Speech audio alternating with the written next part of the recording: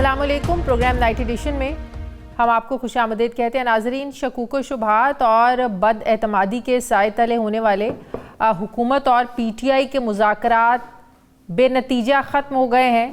दोनों तरफ से यही कहा जा रहा था, दोनों तरफ से ये उम्मीद थी कि इनका निकलना कुछ नहीं है, इनका कोई नतीजा नहीं निकलेगा और ऐसा ही हुआ।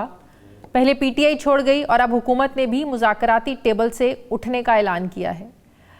वजह बस ये थी कि जुडिशल कमीशन के मुतालबे पर अगर हुकूमत नहीं मानी तो पार्लिमानी कमेटी की तजवीज़ को तहरीक इंसाफ ने भी कबूल नहीं किया। ऐसे में सवाल उठ रहे हैं कि मुज़ाकरात की नाकामी का ज़िम्मेदार कौन है, क्योंकि दोनों फ्रीकैन तो इसका मलबा एक दूसरे पर डाल रहे हैं। लीगी रहनुमा सेनेटर इरफान सिद्दीकी तो यहाँ तक कह रहे हैं कि पीटीआई गलती से मुज़ाकरात की तरफ आई, उनका तो ये मिजाज ही नहीं था। इरफान सिद्दीकी ने ये बयान इसलिए दिया क्योंकि मुज़ाकरात से निकलने के बाद पाकिस्तान तहरीक इंसाफ अपनी सियासी हिकमत अमली में तब्दीली ला रही है और दोबारा से एग्रेसिव हो रही है। पीटीआई ने जहां 8 फरवरी यानी इलेक्शन डे को यौम स्याह मनाने का ऐलान कर रखा है, वहीं वो हुकूमत के ख़िलाफ़ एक तगड़ा ग्रैंड अपोजिशन अलायंस बनाने के लिए भी कोशिशें कर रहे हैं, जिसमें अब तक तो वो नाकाम रहे हैं।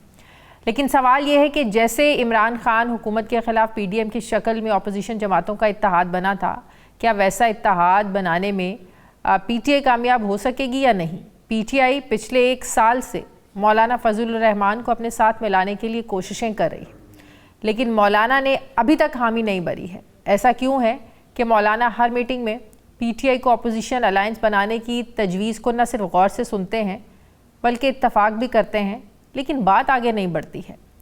ये बात भी एक हकीकत है कि इमरान खान और मौलाना फजलुर रहमान का जो तर्ज़ सियासत है, इसमें बहुत फ़र्क है और यही अपोजिशन का इत्तेहाद बनने में सबसे बड़ी रुकावट भी है, क्योंकि एक तासुर ये भी है कि पीटीआई अचानक अब कौन सा फ़ैसला कर ले और फ़ैसला करके यू टर्न ले ले, कुछ पता ही नहीं चलता। जिसकी ताज़ा तरीन मिसाल मुज़ाकरात हैं कि अपनी ही दी गई डेडलाइन से पहले पीटीआई ने डायलॉग को ख़त्म कर दिया, जिस पर बड़ी तनकीद भी हो रही है पीटीआई पर।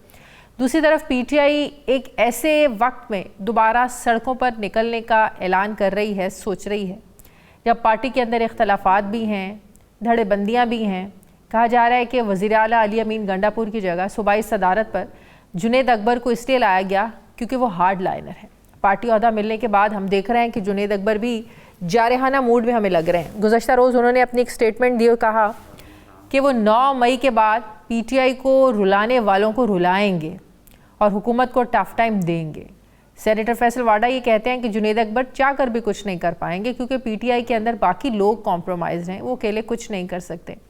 इन्हें तो अली अमीन की सीएमशिप भी जो है वो जाती हुई नज़र आ रही है। फैसल वाडा ने यह भी कहा कि हुकूमत और पीटीआई का एक ही टारगेट है कि इमरान खान को अंदर रखा जाए। सवाल ये है कि फैसल वाडा पीटीआई की मौजूदा लीडरशिप पर हमेशा से सवालात उठा रहे हैं। पार्टी इख्तलाफात की खबरों के बीचों बीच मुज़ाहमती सियासत करना और अपोजिशन इत्तेहाद बनाना, ये पीटीआई के लिए कितना बड़ा चैलेंज है? या फिर तब्दीली की हवाएं कहीं चलना शुरू हो गई हैं, जिसकी वजह से पीटीआई को लगता है कि वो एक बार फिर से ये रास्ता अपना कर घर भेज देगी हुकूमत को? इसी पर मैं बात करूँगी। मुझे ज्वाइन कर रहे हैं तहरीक इंसाफ के रहनुमा नईम हैदर पंचोता साहब। अस्सलाम वालेकुम, बहुत बहुत शुक्रिया नईम हैदर पंचोता साहब आपका। नईम साहब, इरफान सिद्दीकी साहब ने कल ये कहा कि उन्होंने कहा कि हम लोगों ने भी, अब ज़ाहिर है वो कहते हैं मुज़ाकराती ख़त्म, ये ना समझें कि अभी कमेटियां हैं, कमेटियां भी हमारी तरफ से भी ना तो कोई तातुल है ना ही कोई ब्रेक डाउन है अब इन मुज़ाकरात में। उन्होंने कहा ये ख़त्म हो चुके हैं, कैटेगोरिकली वो भी ऐलान कर चुके हैं, आप लोग भी कमेटी तहलील कर चुके हैं। पहले तो एक ऑप्शन थी, प्राइम मिनिस्टर साहब ने भी दोबारा से इनवाइट किया कि आएँ बैठें, पार्लिमानी कमेटी बना लेते हैं। जब आप लोग इधर से नहीं मान रहे तो अब बाकायदा से उधर से भी ऐलान आ गया है कि ये ख़त्म हो चुके हैं। तो अब मुज़ाकरात का तो आपको लगता है कि कोई ऑप्शन नहीं है? बहुत शुक्रिया, बड़ी नवाजिश आपने मौका दिया जी। देखें, खान साहब ने बड़ा ही, मैं समझता हूँ कि एक बड़ेपन का मुजाहरा किया और उन्होंने मुज़ाकरात की बात की। जहाँ 26 नवंबर गोलियां चली, शहीद हुए, हमारे लोगों को उठाया गया, अभी 1200 हमारे उससे भी ज्यादा लोग जो हैं जेलों में पड़े हैं और खान साहब खुद जेल में, उनकी अहलियत जेल में है। ये सारी चीजें होने के बावजूद और 2 साल जो जुल्म हुआ है वो सारा कुछ होने के बावजूद इमरान खान साहब ने मुल्क की खातिर बात की कि हम बात करेंगे और एक मुज़ाकराती कमेटी अपने बनाएंगे। इन्होंने किस वजह से बात की? इन्होंने इस वजह से बात की क्योंकि जो 26 वाला वाकया था उसको बुलाने के लिए ये एक उस बैठक के अंदर आए और फिर एक टाइम टेकिंग प्रोसेस करते रहे। अब इस सारे अमल के दौरान जितना इन्होंने टाइम लिया, 1 मिनट की बात थी, 2 मिनट की बात थी या 5 मिनट की बात थी, नोटिफिकेशन निकलना था, जुडिशियल कमीशन बन जाना था। जुडिशियल कमीशन बनाने के ऊपर जवाब का भी तो इंतजार नहीं किया। मुज़ाकरात से हुकूमत थोड़ी भागी है, भागे तो आप लोग हैं। डेडलाइन उन्होंने नहीं दी थी, डेडलाइन आप लोगों ने दी थी। डेडलाइन का इंतजार आप लोगों ने नहीं किया, डेडलाइन से पहले ही आप लोगों ने मुज़ाकरात को खत्म किया। तो मतलब भागे आप लोग, हुकूमत नहीं भागी मुज़ाकरात से। नहीं, आप देखिए ना कि 2 साल में जुल्म किस पर हुआ, जेलों में किसको डाला गया, इलेक्शन जो लूटा गया है, किसका मैंडेट चुराया गया, अवाम का, यानी पीटीआई को जिन्होंने सपोर्ट किया। तो ये सारा अगर प्रोसेस देखें तो जुल्म तो हमारे साथ हुआ। अगर उसके बावजूद बात करने की बात की या एक अनाउंसमेंट भी हो गई थी, अगर ये पॉजिटिव होते तो ये उसमें जाते नहीं कि लिख के दें। क्या इन्हें नहीं पता कि कितने लोग इन्होंने गिरफ्तार किए हुए हैं? क्या इन्हें नहीं पता कि जुडिशियल आप लोगों के ऐसे क्या डाउट्स थे कि उन्होंने आप लोगों को जवाब ना में ही देना है, जुडिशियल कमीशन नहीं बनाना? आप लोगों ने तहरीरी लिख कर दिया, तहरीरी वो कहते हैं जवाब ले तो लेते, चार्टर ऑफ डिमांड दिया था, हमारे जवाब का इंतजार तो करते। आप लोगों ने तो जवाब का इंतजार ही नहीं किया। देखें, ये एक ड्रामे सिर्फ और सिर्फ एक डिले टैक्टिक्स, और उसके अंदर अगर आपको वाज़ेह नीयत इनकी नजर आती हो ना, तो पहले दिन से ये कहते थे कि इमरान खान जनरल फैज की गिरफ्तारी से डर गया है, इस वजह से मुज़ाकरात हुए। कुछ ने बयान दिए कि जनाब आपके मामलात अदालतों में पेंडिंग है, कुछ ने बयान दिए कि इमरान खान NRO2 मांग रहे हैं। एक स्टेटमेंट इनकी दिखा दें कि इन्होंने इस हवाले से कोई पॉजिटिव जेस्चर दिया हो कि हम कमीशन बनाएंगे। इन्होंने एक जगह पर ये नहीं कहा, और हम 10 साल बैठे रहे कि मुज़ाकरात के लिए हमारी जो बैठक हो रही है। और वैसे माजरत के साथ उम्मीद तो आप लोगों को भी यही थी कि निकलना कुछ नहीं है, फॉर्मेलिटी तो आप लोग भी पूरा कर रहे थे। दोनों तरफ बदएतमादी थी, दोनों तरफ लगता था कि इनका नतीजा कोई नहीं निकलना।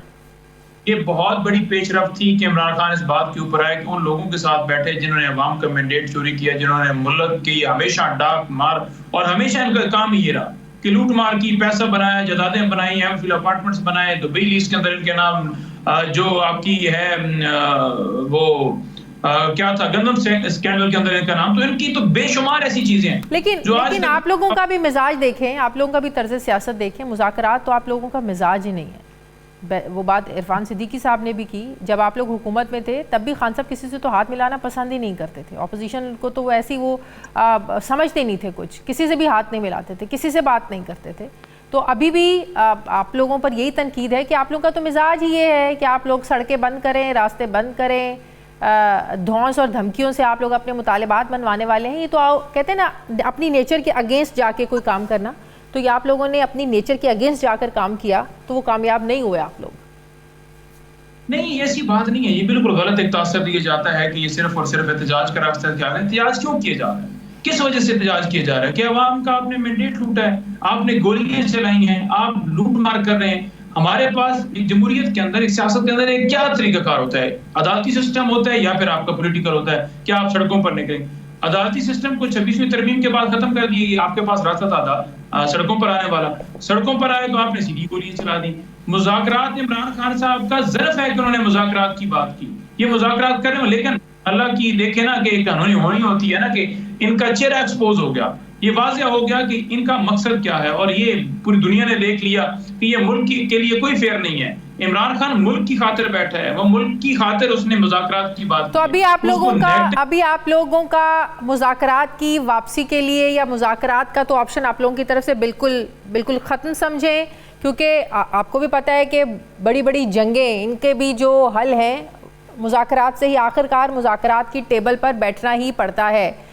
लेकिन क्या आप लोगों के पास अभी भी ऑप्शन है कि इनके साथ बैठना है, या इस्टेब्लिशमेंट के साथ कोई रास्ते खुले रखने हैं आप लोगों ने बातचीत के?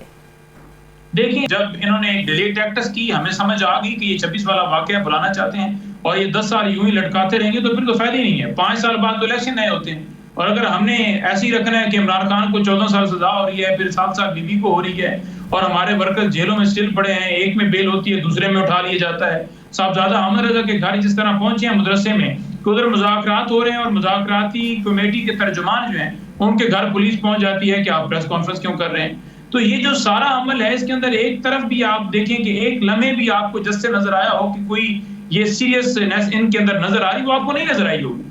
लेकिन हमारी तरफ से आप देख लें कि हमने 14 साल सजा के बावजूद इमरान खान साहब ने कहा कि नहीं मुज़ाकरात हम जारी रखेंगे, हम मुज़ाकरात खत्म नहीं करेंगे। जब आपके पास ऑप्शन ही खत्म हो गए तो फिर डेफिनेटली उसका इंतजार तो 100 साल तो करना नहीं है ना। फिर तो हम क्या आगे बढ़ेंगे। सड़कों पर आने से क्या हल निकलेगा? एहतजाज करके देख लिए, नतीजा क्या निकला? 9 मई निकला। एहतजाज करके देख लिए, नतीजा क्या निकला? 26 नवंबर को जो कुछ हुआ। तो इतनी एग्जाम्पल्स हैं। आज तक आप लोगों के जो लोग हैं वो जेलों में हैं, जिन्हें आप कहते हैं कि वो गलत हैं जेलों में। तो अब की बार अगर एहतजाज करेंगे, सड़कों पर निकलेंगे, तो कोई नतीजा कोई मुख्तलिफ तो नहीं होगा? देखें, जंग के अंदर अगर आप कलमा हक बुलंद करते हैं ना, तो आपका डट जाना, खड़े होना ही आपकी जीत होती है।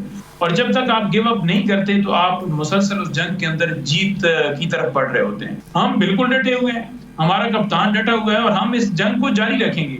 अब 8 फरवरी एहतजाज की कॉल हुई। आज से एक बंदे ने पूछा, जिस तरह तहरीके इंसाफ की हुकूमत के खिलाफ पीडीएम एक स्ट्रॉन्ग एक अलायंस बना, इवन के जो आप लोगों के इत्तेहादी थे उन्होंने भी अदम एतमाद में वोट दिया। मैं बात कर रही हूँ एमक्यूएम की, वो भी आप लोगों के अगेंस्ट गए, तो बात बनी ना, तो इमरान खान की हुकूमत को घर भेजा गया ना, एक स्ट्रॉन्ग अलायंस बना। ख्वाहिश आप लोगों की भी पहले दिन से कि इस हुकूमत को घर भेजा जाए। बात आप भी करते हैं ग्रैंड ऑपोजिशन अलायंस की, क्या वजह कि कोई आपके साथ चलने को तैयार नहीं है? देखिए, हम जिस तरह जीन चेंज ऑपरेशन किया गया, इमरान खान साहब को एक गैर आईनी तरीके से एक हुकूमत जो है उसको हटाया गया, इमरान खान को हटाया गया, उसके अंदर मंडियां लगी। हमें तो अवाम ने वोट दिया है, उस वोट के ऊपर डाका डाला गया। फार्म 45 नवाज शरीफ को कह दें या शोबाज को कह दें लेकर आ जाए, फिर आप कहें जी कि हम भी चाहते हैं उसी तरीके के। हम तो कहते हैं कि जमहूरी रास्ते से हम इलेक्शन क्यों मांग रहे थे? इलेक्शन में डिले किसने किया? आज स्टेटमेंट उठा लेना, जो मैं पीछे बात कर रहा था, आपने फिर सवाल किया, वो कह रहा है जी कि ये हम इनको रोकेंगे 8 फरवरी को, अगर फिर भी ये निकलेंगे हम वही तरीका करेंगे जो इससे पहले किया, यानी हम तशद्दुद करेंगे, लोगों के घरों में छापे मारेंगे, चादर चारदीवारी का तकद्दुस पामाल करेंगे, लोगों की बहनों को उठाएंगे, माओं को उठाएंगे और जेलों में डालेंगे। यानी पाकिस्तान में एहतजाज करना जुर्म बन चुका है। पीका लॉ क्यों लाया जा रहा है? इस वजह से लाया जा रहा है कि आवाज बंद की जाए। एक जब आपने जुर्म किया होता है ना, छुपाने के लिए फिर आपको 100 जुर्म करने पड़ते हैं। इनका सिर्फ फोकस ये है कि पाकिस्तान तरीके इंसाफ को खत्म किया जाए। वो जो एक चोरी की गई है या एक पीटीआई को दबाने की कोशिश की गई है, जो इलेक्शन फ्रॉड किया गया है, उसको किसी तरह से वो इलेक्शन फ्रॉड खुले नहीं, वो दबा रहे।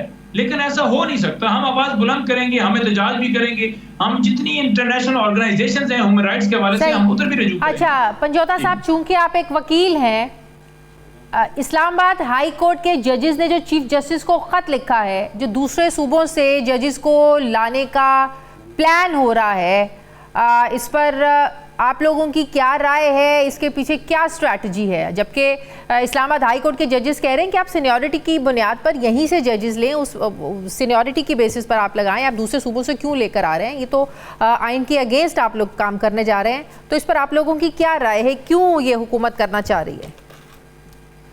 अच्छा, 26वीं तरमीम का मकसद ही सिर्फ ये था कि जो जमहूरियत है, जो रूल ऑफ लॉ है, जो उनके अंदर ह्यूमन राइट्स की वायलेशंस हैं, वो जारी रहें, जमहूरियत पर हमला जारी रहे और जो रूल ऑफ लॉ है वो ना रहे।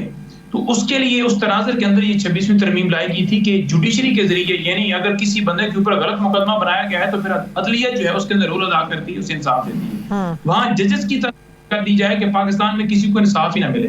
और वो जजेस अपॉइंट कौन करेगा? हुकूमत करेगी, यानी पीपल्स पार्टी, नून लीग और उनके इत्तेहादी जो है। अब आप इस्लामाबाद हाई कोर्ट की मिसाल ले रहे हैं, यहाँ पर ये बाहर से जज को लेकर आ रहे हैं कि उसको चीफ जस्टिस बना। पहले वाले जज क्या गलत काम कर रहे हैं? सिर्फ उन्होंने लेटर लिख दिया है कि हमारे काम में मुदाखलत ना करें, एजेंसियां हरास ना करें, वो खुल के बोल रहे हैं। आप देख लें कि 10 जजेस की तैनाती की गई है आज पेशावर उधर हाई कोर्ट में, तो उसमें नून लीग और पीपल्स पार्टी की राय से जो जजेस होने थे वही नाम फाइनल हुए हैं।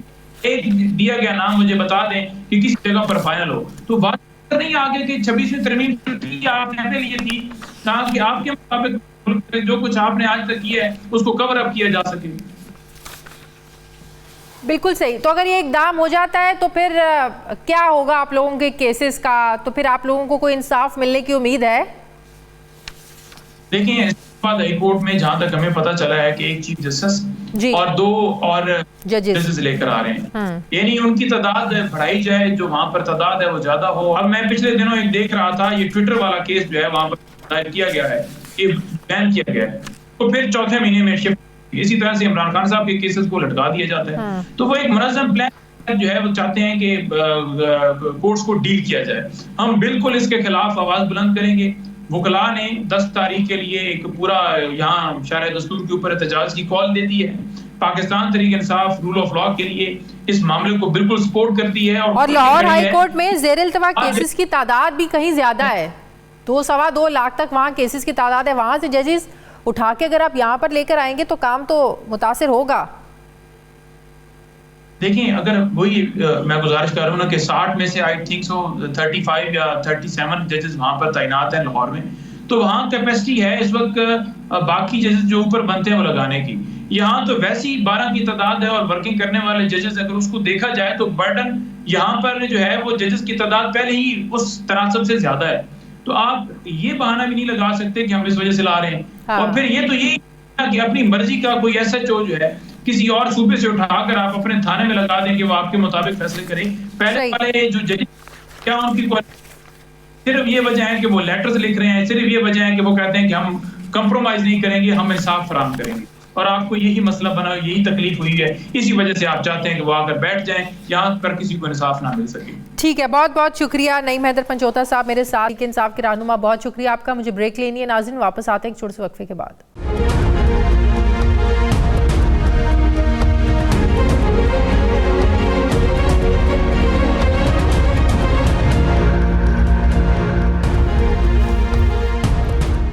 ब्रेक के बाद एक बार फिर से आपको खुशामदीद कहते हैं नाजरीन। इस वक्त पाकिस्तान की मौजूदा ज़रूरत मुआशी बदहाली से निकलना है, और ये भी हकीकत है कि मुआशी बेहतरी का राज सियासी इस्तेहकाम में है, सियासी स्टेबिलिटी होनी चाहिए। ऐसे में मुल्क को ट्रैक पर वापस लाने का वाहिद और अवलीन हल एक ही है, और वो है कि सब सियासी जमातें बैठकर मिलकर बातचीत करें, मसाइल का हल निकालें, यानी कि डायलॉग्स करें।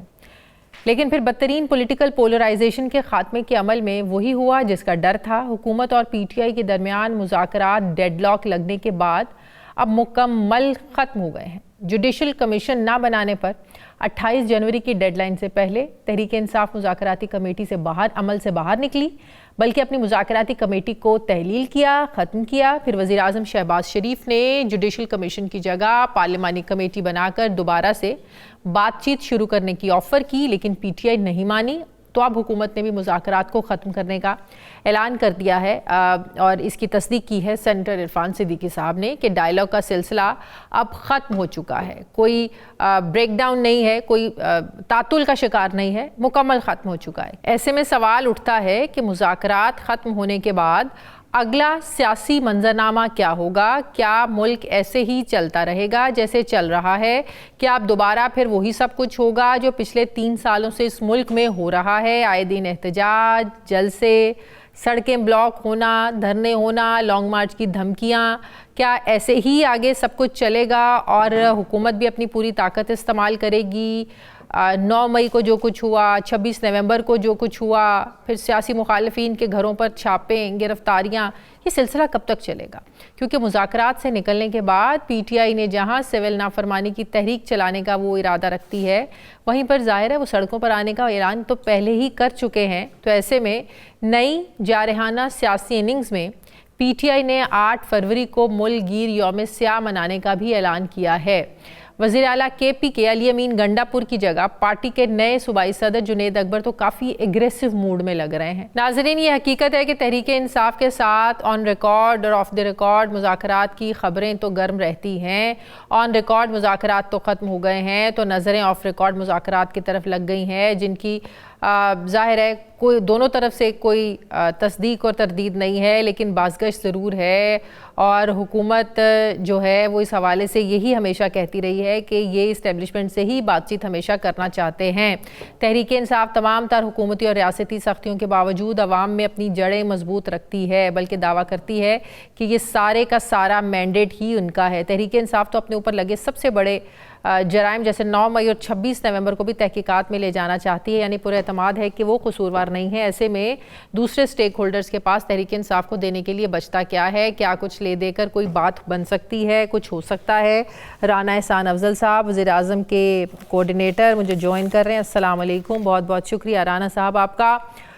राना साहब, दोनों तरफ से मुज़ाकरात ख़त्म हो गए हैं। प्राइम मिनिस्टर ने तहरीक इंसाफ के इनकार के बाद एक बार फिर से ऑफर की कि पार्लिमानी कमेटी बन जाए, लेकिन आप हमें ये बताएं कि पार्लिमानी कमेटी क्या कर सकती है। वो तो बात कर रहे थे कि जो 9 मई को हुआ, जो 26 नवंबर को हुआ, उस बारे में सारी इन्वेस्टिगेशन हो, लेकिन पार्लिमानी कमेटी के इख्तियार में क्या है? क्या वो सजाएं दे सकते हैं? क्या वो तयन कर सकते हैं कि किसका जुर्म है, किसने जुर्म किया है, कौन कसूरवार है, या किसी को सजा हुई है तो वो कहें कि इसको गलत सजा? उनके हाथ में कोई फैसला करने का तो इख्तियार नहीं है। ये काम तो सारे अदालतों के हैं, जिसकी वजह से तहरीक इंसाफ कह रही थी कि आप जुडिशल कमीशन बनाएं, आप सीनियर जजेस कमीशन पर लगाएं। तो पार्लिमानी कमेटी क्यों हुकूमत बसित थी कि पार्लिमानी कमेटी कर ले सब कुछ, जबकि पार्लिमानी कमेटी तो फैसले नहीं कर सकती, सजाएं नहीं दे सकती। बिस्मिल्लाहिर्रहमानिर्रहीम। देखिए, सजाएं तो जुडिशल कमीशन भी नहीं दे सकता।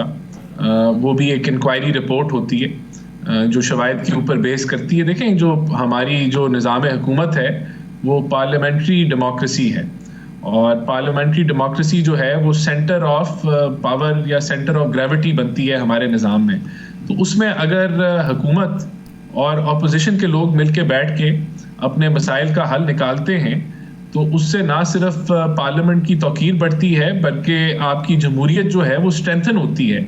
और इससे ये पता लगता है कि जो सियासतदान हैं वो बगैर किसी तीसरे कुव्वत के ऊपर इन्हिसार किए अपने मसाइल हल कर सकते हैं। नहीं तो 9 मई और 26 नवंबर की तहकीकात करवाने के लिए फिर आप लोगों को फिर नई कमेटीज बनानी पड़ती, इदारों से लोग लेने पड़ते। कैसे आप इन्वेस्टिगेट, पार्लियामानी कमेटी, सियासतदान कैसे इन्वेस्टिगेशन करते?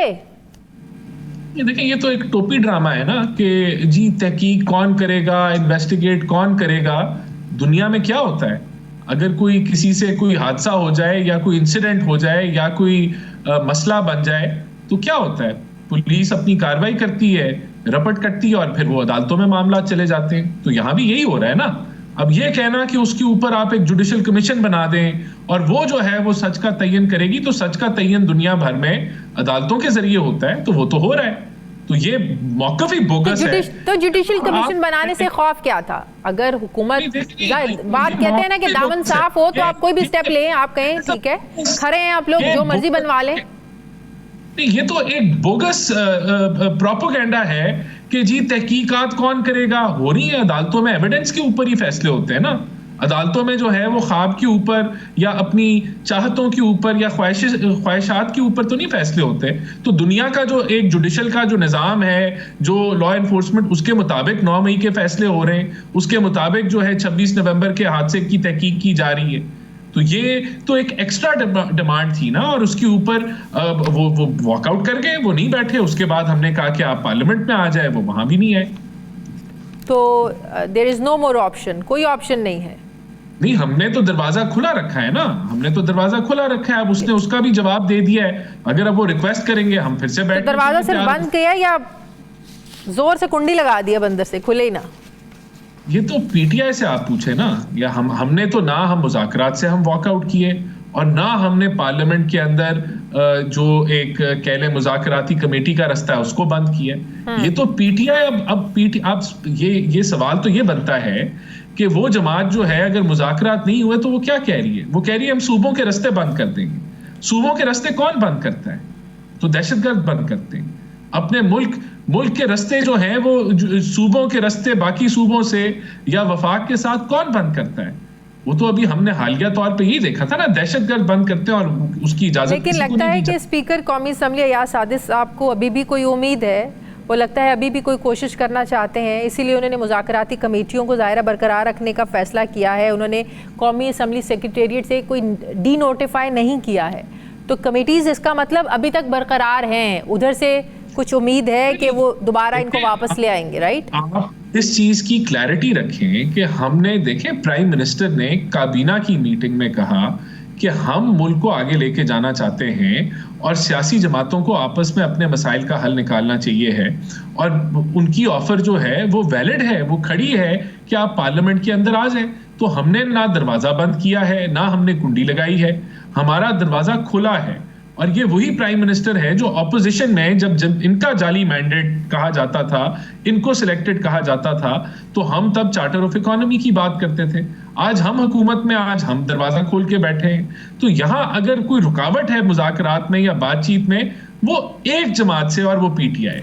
आपको लगता है कि हुकूमत के लिए ज़ाहिर है मईशत को भी लेकर चलना और मईशत को भी संभाला देना या ट्रैक पर रखना एक बहुत बड़ा चैलेंज है, फिर ऐसे में जब सहाफ़ियों से भी हुकूमत जो है वो सहाफ़ी भी उखड़ जाएंगे। आप देखें पीका एक्ट को लेकर एहतजाज और हुकूमत के ख़िलाफ़ जो तनकीद और जो कुछ हो रहा है वो भी आप लोगों के सामने है।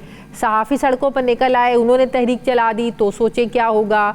फिर उधर से तहरीक इंसाफ जो है वो भी 8 फरवरी को यौम सियाह उन्होंने मनाना है। मुज़ाकरात की नाकामी की सूरत में वो लोग फिर से, जैसे आप भी बात कर रहे हैं, वो कह रहे हैं हम सूबे बंद कर देंगे फ़लाँ और ये सब कुछ दोबारा से। तो हुकूमत के लिए मुश्किल नहीं हो जाएगा इतने महाजों को संभालना, लेकर चलना?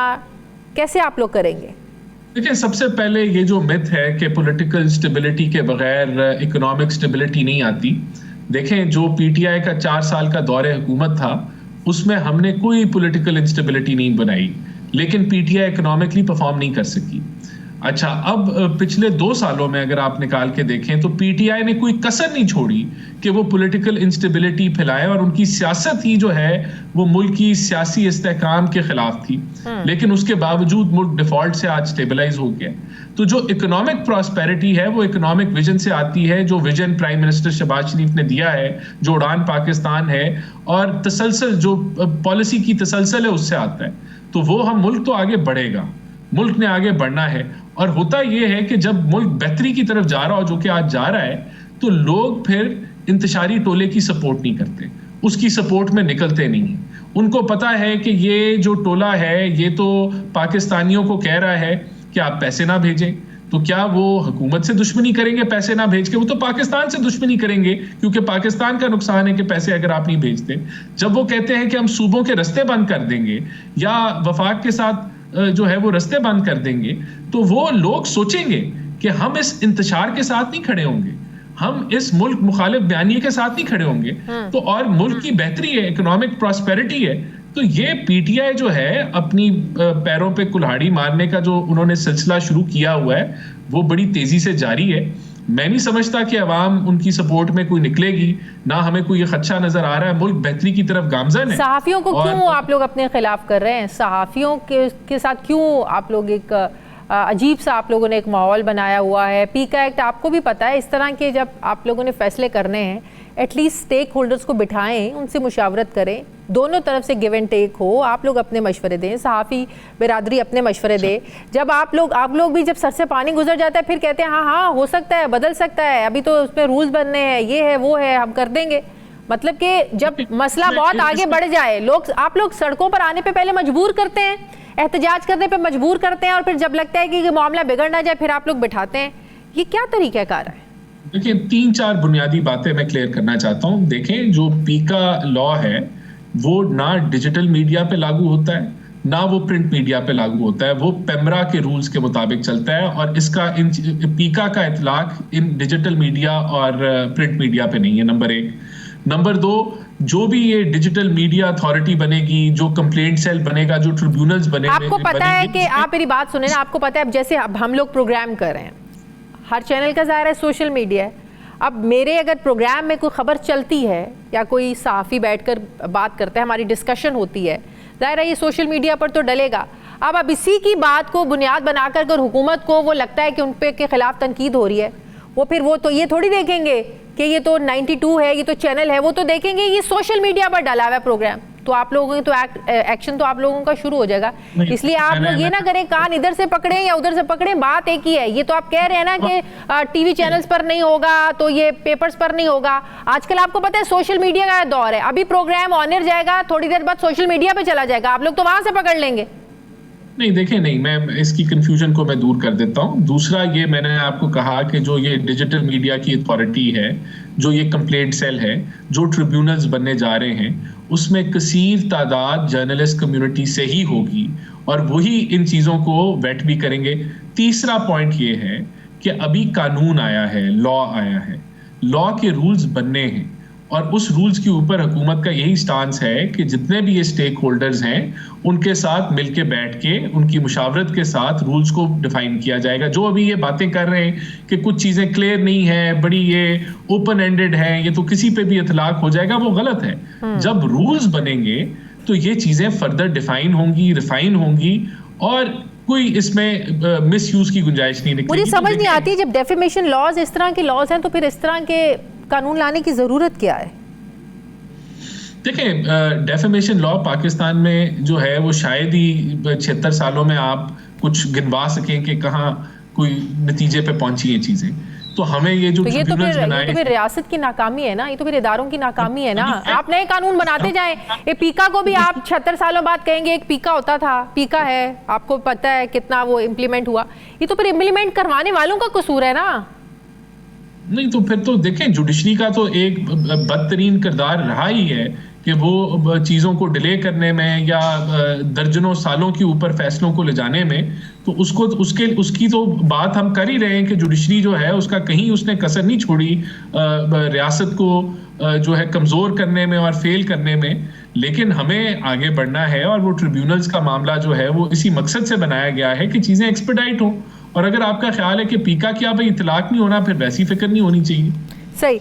और तीसरा, वुकला भी एहतजाज की तैयारी में है। वुकला भी ये जो आप लोग हुकूमत, ये जो इस्लामाबाद हाई कोर्ट के जजेस ने, आपको पता है चीफ जस्टिस को ख़त लिखा कि दूसरे सूबों से आप कैसे चीफ जस्टिस ला सकते हैं या जजेस ला सकते हैं, ये तो आइन के बिल्कुल ख़िलाफ़ जा रहे हैं। तो ये वुकला को भी नागवार गुजर रही है बात, वुकला भी इस पर तनकीद कर रहे हैं। हुकूमत को ये ज़रूरत क्यों महसूस हो रही है जब ऑलरेडी वहाँ जजेस हैं? आप सीनियर जजेस ले लेना, सीनियरिटी की बेस पर आप चीफ जस्टिस लगा ले। बाकी सूबों से जजेस लाने का क्या मकसद है?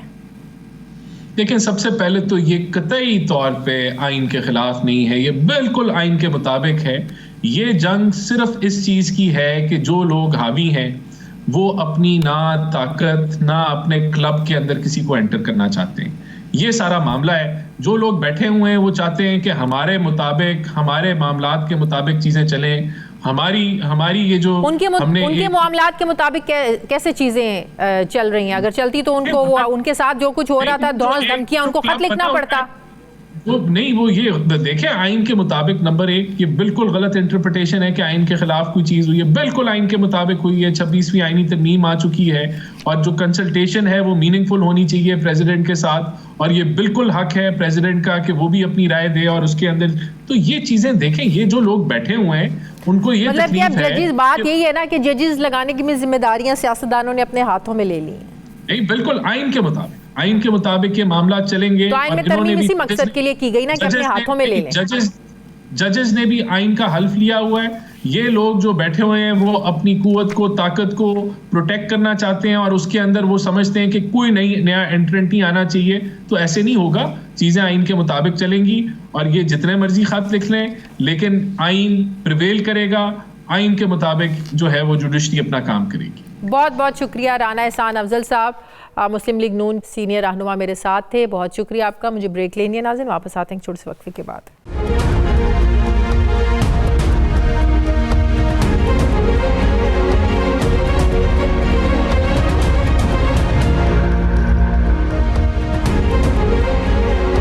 ब्रेक के बाद एक बार फिर से आपको खुशामदीद कहते हैं नाजरीन। एक बार फिर जजिस की तकर्रुरी और इख्तियारात को लेकर आला अदलिया में तकसीम नज़र आ रही है। सुप्रीम कोर्ट के बाद इस्लामाबाद हाई कोर्ट के जजिस के ख़त भी अब सामने आ रहे हैं।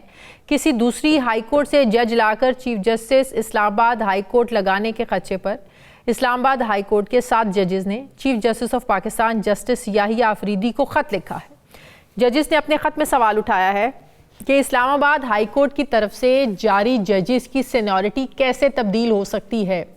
अगर किसी जज को लाहौर हाई कोर्ट से इस्लामाबाद हाई कोर्ट में लगाया जाता है तो वो आइन के मुताबिक चीफ जस्टिस नहीं बन सकता।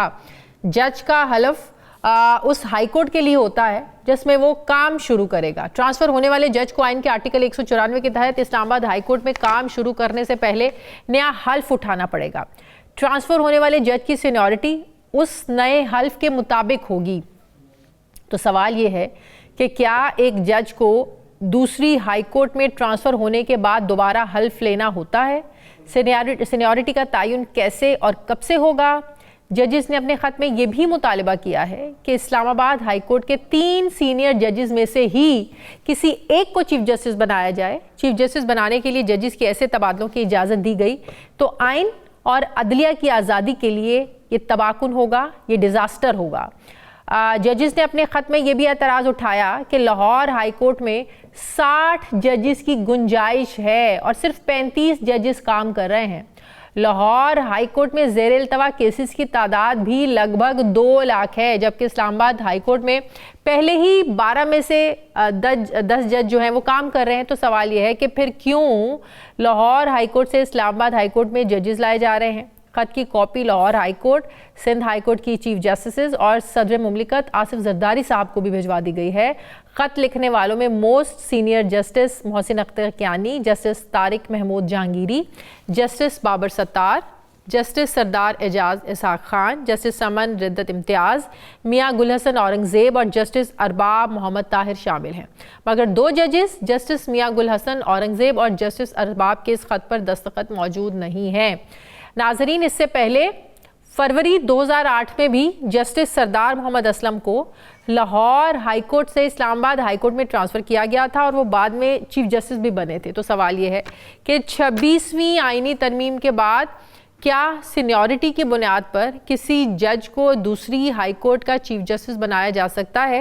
इन तमाम सवालों के जवाब लेंगे माहिर कानून से कि जजेस की तरफ से उठाए गए एतराज़ात किस हद तक दुरुस्त हैं। इसके लिए मुझे ज्वाइन कर रहे हैं जस्टिस रिटायर्ड शाइक उस्मानी साहब। अस्सलाम वालेकुम, बहुत बहुत शुक्रिया जस्टिस साहब आपका।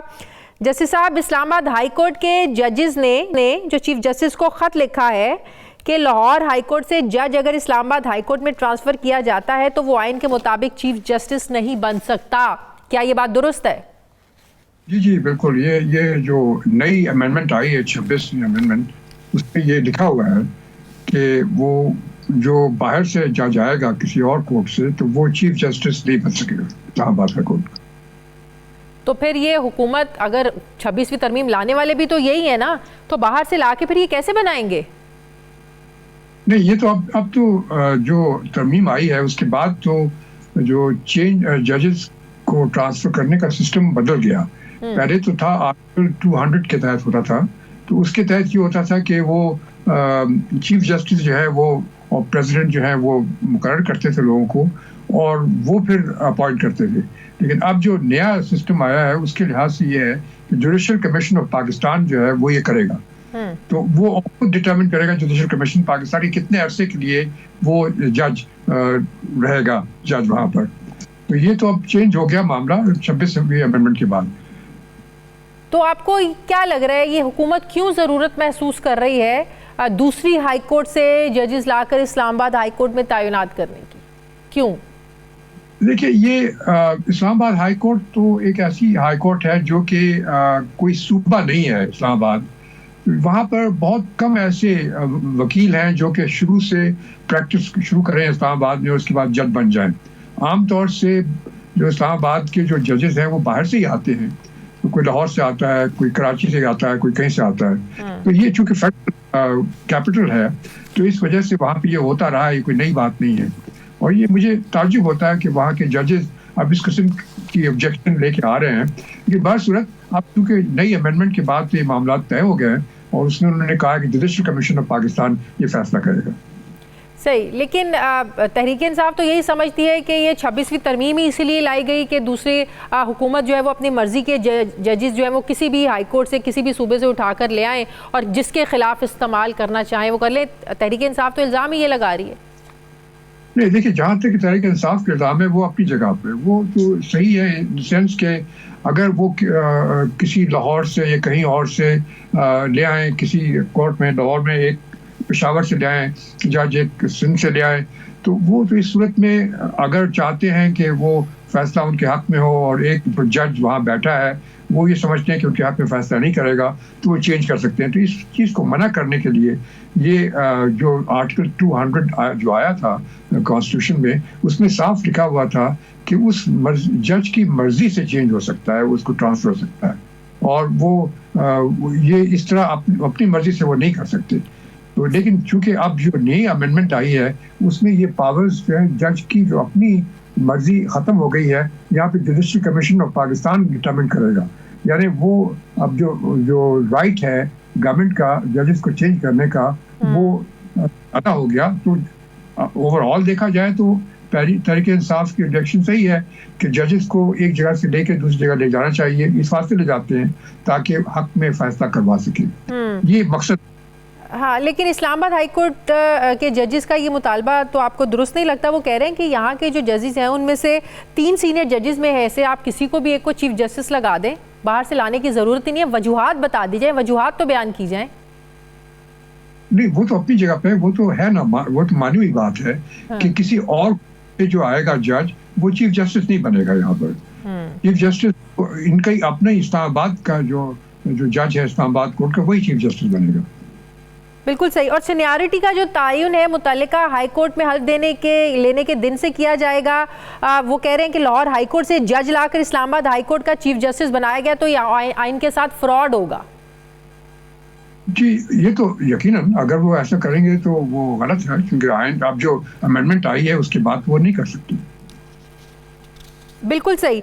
लेकिन आपको नहीं लगता कि इस्लामाबाद हाई कोर्ट के जजेस ने, आपको याद होगा इनसिक्योरिटीज़ के हवाले से जो खतूत लिखे थे कि उनकी फैमिलीज़ को उनको डराया जाता है, धमकाया जाता है, प्रेशराइज़ किया जाता है, तो वो खतूत और अब ये जो 26वीं तरमीम का जो मामला है और अब वहाँ पर दूसरी जजेस को लाकर दूसरी कोर्ट से लगाया जा रहा है, क्या ये भी तासुर वकला दे रहे हैं कि इस्लामाबाद हाई कोर्ट के जजेस को दबाने के लिए ये सारा कुछ किया जा रहा है?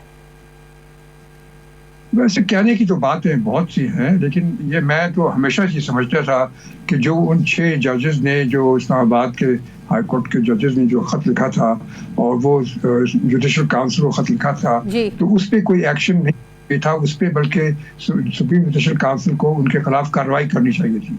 वो गलत तरीका था और इसकी वजह से जुडिशरी में बहुत से प्रॉब्लम्स बढ़े हैं उन खतूत की वजह। लेकिन हमारी जुडिशरी क्या आज से पहले कभी इतनी डिवाइडेड थी शाइख उस्मानी साहब के बेंचेस बन जाएं तो पता चल जाता था, पता चल जाए कि अब ये फैसला होगा या इस बेंच का टिल्ट जो है ये इस फलां सियासी जमात की तरफ है, इस बेंच का टिल्ट फलां सियासी जमात की तरफ है? ये इतनी पोलराइज्ड कभी हमारी अदालत भी रही है तारीख में? नहीं जी, नहीं, पहले ऐसी कभी नहीं होती थी बात। ये असल में हुआ ये है कि चूंकि अब सोशल मीडिया जो आ गया है, जिसकी वजह से मिनट की खबरें आ रही हैं, मिनट पे पता चल रहा है कि कौन क्या कर रहा है, तो इससे जजेस की जो पॉलिटिकल लीनिंग्स हैं वो सामने आ जाती हैं। हाँ। तो पहले तो जजेस जो को पता ही नहीं था कि क्या हो रहा था। अब मुझे याद है कि जब हम जज होते थे तो हमने तो कभी खबरें भी नहीं सुनी थी टीवी पे, और बल्कि अखबार भी नहीं पढ़ते थे कि कहीं हम पे असर ना हो जाए, क्योंकि मीडिया इतना कवरेज नहीं था। लेकिन अब चूंकि सोशल मीडिया आ गया है, घरों में बातें होती हैं, बच्चे बात करते हैं, फैमिली बातें करती हैं, तो इस वजह से जजेस का पॉलिटिकल लीनिंग जो है वो सामने आ गई है और उसकी वजह से अब देख रहे हैं कि सब प्रॉब्लम्स हो रहे हैं। 26वीं तरमीम के बाद आप समझते हैं कि अदलिया का हुलिया बिगड़ा है? 26वीं तरमीम में कुछ बातें अच्छी भी हैं और कुछ खराब भी हैं। ये तो यकीनी बात है, ख़ास तौर से जो सुप्रीम कोर्ट में जो चेंजेस किए हैं, उन्होंने चीफ जस्टिस ऑफ पाकिस्तान का ख़त्म कर दिया, उन्होंने अब chief justice of supreme court हो गया, यानी 2 चीफ जस्टिस बन गए, एक कॉन्स्टिट्यूशनल कोर्ट का, एक दूसरी कोर्ट का। इसकी वजह से जो आजकल जो प्रॉब्लम्स हो रहे हैं ये तो आप देख रहे हैं, हर रोज़ प्रॉब्लम्स होते हैं उसमें। वो एक बेंच कहती है कि हमारा काम नहीं है, दूसरी बेंच कहती है हमारा काम नहीं है, तो इससे और मुसीबतें पड़ रही हैं। तो और दूसरी ये बात कि पहले चीफ जस्टिस जो है सीनियर मोस्ट जज होता था, अब ये नहीं, अब उन्होंने कह दिया कि 3 कमेटी बनेगी, वो कमेटी डिसाइड करेगी कौन चीफ जस्टिस बनेगा। इसकी वजह से यकीनन तफरकात पैदा होंगे और दिल आज़ारी और वो वसवसे होंगे लोगों के दिल में, और लोगों को ये पता समझ आएगा कि हमें इस वास्ते नहीं बनाया चूँकि हम शायद गवर्नमेंट के फेवर में नहीं है। 26वीं आईनी तरमीम के खिलाफ आपको भी पता है जो सुप्रीम कोर्ट में इसके खिलाफ दरख्वास्त दायर कर दी है तहरीक इंसाफ ने, आपको लगता है ये सारा मामला रिवर्स भी हो सकता है? वो तो देखने की बात है, क्योंकि अगर फुल कोर्ट बनेगी तो हो सकता है, पॉसिबिलिटी है, लेकिन चूंकि वो पूरी जो नॉर्मल तरीका था कॉन्स्टिट्यूशनल अमेंडमेंट का, वो तरीका पूरा हुआ था और 2/3 मेजॉरिटी से अप्रूव हुई थी, तो अमेंडमेंट तो आ गई अपनी जगह पर। और आपको मालूम है कि अमेंडमेंट को चैलेंज करना इतना मुश्किल काम नहीं होता, क्योंकि आपको दिखाना होता है कि बेसिक स्ट्रक्चर कॉन्स्टिट्यूशन का चेंज किया गया है। उस सूरत में वो गवर्नमेंट बर्खास्त हो सकती है, वरना नहीं बर्खास्त हो सकती। सही। अलकादिर ट्रस्ट केस में जो सजाएं हुई हैं बुशरा बीबी को और इमरान खान को, आपको लगता है ये स्टे करेंगी? अब ये तो देखना पड़ेगा उसकी क्या एविडेंस लेके आए वो सामने। जो सामने चीज़ें आ रही हैं उससे तो जाहिर होता है कि यकीनन जो उस वक्त की हुकूमत थी उसने एक फेवर करने की कोशिश की थी और उससे कुछ एडवांटेजेस ये लिए। जो एडवांटेजेस लिए वो यकीनन वो ट्रस्ट बनाया गया और तालीम और तरबियत के लिए उससे अपनी जगह पर। लेकिन अगर वो जो शुरू में अगर वो हालात सही नहीं थे, शुरू में अगर जो ये ट्रांसफर किया गया पैसा वो सही नहीं किया गया, तो उसके बाद अगर आप चैरिटेबल काम आ देते तो उससे कोई फर्क नहीं पड़ता। ठीक है, बहुत शुक्रिया जस्टिस रिटायर्ड शाइक उस्मानी साहब मेरे साथ थे। बहुत शुक्रिया। प्रोग्राम का वक्त खत्म हो गया। नाजरीन फीडबैक दें, अपना ख्याल रखें, मुझे इजाज़त दें। अल्लाह हाफ़िज़।